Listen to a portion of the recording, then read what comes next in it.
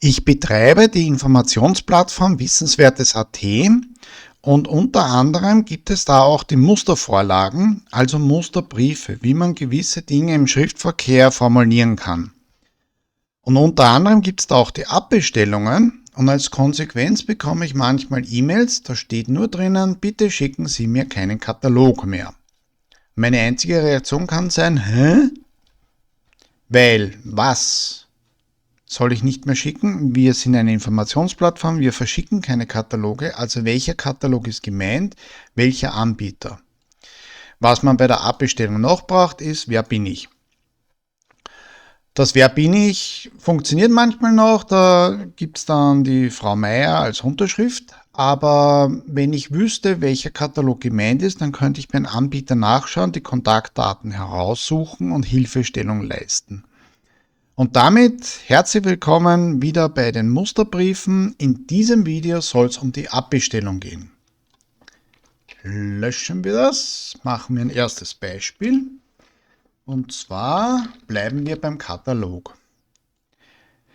Normalerweise habe ich in diesen Videos keinen Bezug auf den Betreff genommen, weil es ein eigenes Feld bei der E-Mail gibt und fast nur noch per E-Mail diese Schreiben verfasst werden.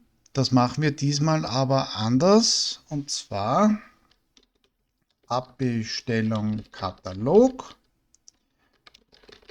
Kundennummer 007. Sehr geehrte Damen und Herren, ich beziehe seit Jahren Ihren Katalog, bin daran aber nicht mehr interessiert, wobei da könnte man jetzt Reinhold Mustermann schreiben. Bin daran nicht mehr interessiert. Bitte schicken Sie mir keinen Katalog mehr zu. Name, dann haben wir es noch einmal. Kundennummer 007. Optional könnte man die Adresse auch nehmen. Wohnadresse. Bitte bestätigen Sie diese Abstellung. Mit besten Grüßen. Name. Und das war's. Mehr braucht es nicht. Im Betreff kann ich schon einmal anführen, dass ich den Katalog abbestellen möchte und die Kundennummer anführen. Ich gebe dann meinen Namen bekannt, obwohl das per E-Mail durchaus auch schon angegeben sein könnte. Allerdings gibt es auch sehr viele E-Mail-Adressen, bei denen es keinen vollen Namen gibt. Worum geht es? Es geht um den Katalog und ich will nicht mehr. Warum, muss ich nicht begründen. Ich bin keinerlei Rechenschaft schuldig. Bitte schicken Sie mir den Katalog nicht mehr zu. Und wichtig, ganz wichtig, sind die Daten.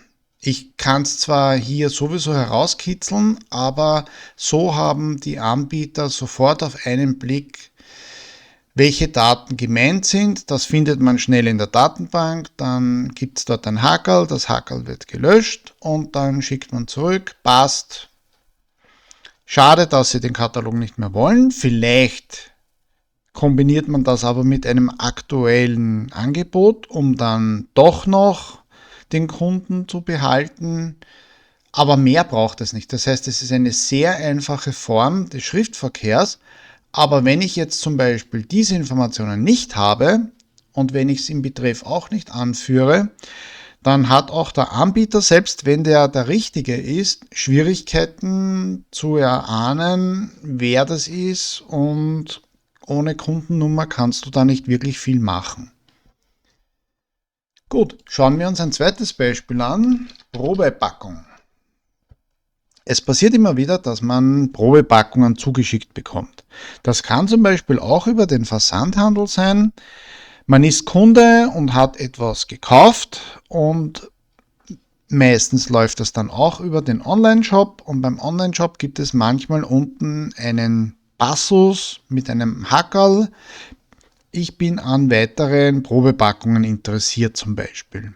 Das kann dann zum Beispiel irgendwas Produkte für die Haarpflege sein. Gerade im Bereich von Kosmetik wird das sehr gerne gemacht mit der Idee, wenn das Produkt gefällt, dann wird es dann auch eingekauft. Das ist so der Hintergedanke. Dann machen wir Abbestellung, Probepackungen. Sehr geehrte Damen und Herren, nehmen wir dann nur irgendeinen Namen.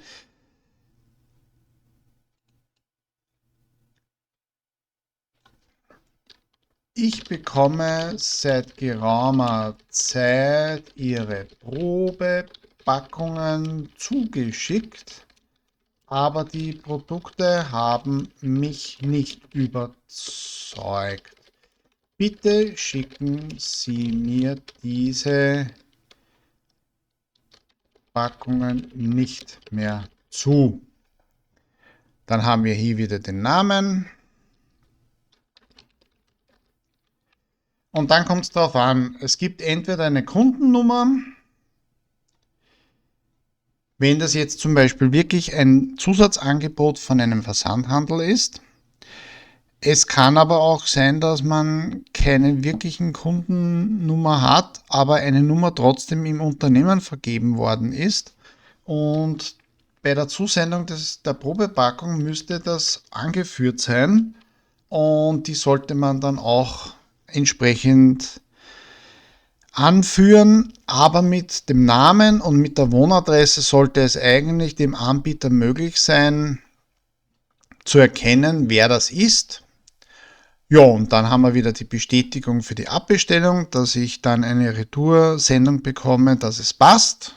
Und damit haben wir das eigentlich schon wieder erledigt. Etwas, was sehr häufig gebraucht wird, ist die Abbestellung vom Abo. Machen wir das Gewinnmagazin. Das ist ein Wirtschaftsmagazin in Österreich, ein sehr bekanntes. Da gibt es sogar die eigene Gewinnmesse, die jedes Jahr im Herbst in Wien stattfindet, mit vielen Vorträgen rund um Bank, Börse und so weiter. Sehr geehrte Damen und Herren, ich bin seit Jahren Abonnent Ihres Gewinnmagazins, aber ich möchte das Abo jetzt abbestellen.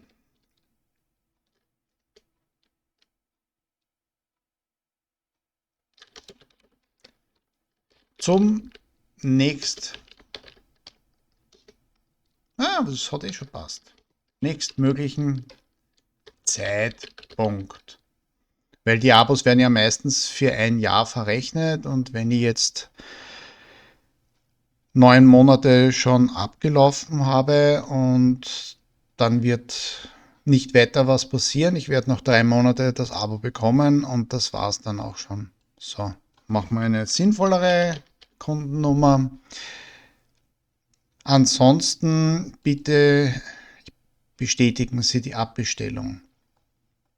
Das heißt, wichtig ist, wer bin ich?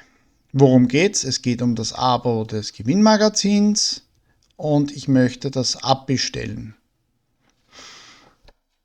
Man könnte jetzt auch irgendeine Erklärung anführen, dass man nach Deutschland übersiedelt oder dass man sich beruflich verändert hat, aber das interessiert in Wirklichkeit die Marketingabteilung wenig, obwohl es nicht unspannend ist, warum man abbestellt, aber das ist Fakt und fertig. Es kann sein, dass dann der Anbieter ein Angebot schickt. Es ist schade, dass du das Abo nicht mehr willst, aber was ist, wenn wir für die nächsten 4 Jahre zum halben Preis anbieten? Das wäre zum Beispiel eine mögliche Reaktion. Und ansonsten sehen wir, dass das immer das Gleiche ist. Es braucht eigentlich nur diesen einen Satz. Worum geht es? Es braucht die Daten und die Aufforderung, dass man diese Abbestellung bestätigt. Das funktioniert sehr gut, weil die Unternehmen keine Lust haben, dass irgendwer sich beklagt, die nehmen meine Abbestellung nicht ernst, weil dann hat man ein negatives Image und das kann kein Unternehmen brauchen. Und damit haben wir eigentlich die klassischen Situationen für die Abbestellung durchgearbeitet. Wie sich zeigt, ist es eigentlich immer dasselbe. Es kommt halt nur darauf an, ob es ein Katalog ist oder ein Abo, Probepackungen. Man könnte auch einen Newsletter zum Beispiel noch anführen, nur beim Newsletter ist es an sich so, dass man einen Link bei seriösen Anbietern haben sollte, auf den man klicken kann, um sich abzumelden. Also braucht man da nicht extra was schreiben. Jo, und das soll es gewesen sein zu der Abbestellung und wie man sie schreibt. Wie sich zeigt, ist das sehr einfach. Wenn ich sowas bekomme und keinen Katalog verschicke, aber ich habe hier die Daten, dann weiß ich, wer der Anbieter ist und kann auf der Seite des Anbieters die Daten raussuchen, wo man sich hinwenden kann, um abzubestellen und kann weiterhelfen, aber ohne Daten kannst du gar nichts machen. In diesem Sinne, vielen Dank fürs Zuhören und Zusehen. Bis zum nächsten Mal. Alles Liebe.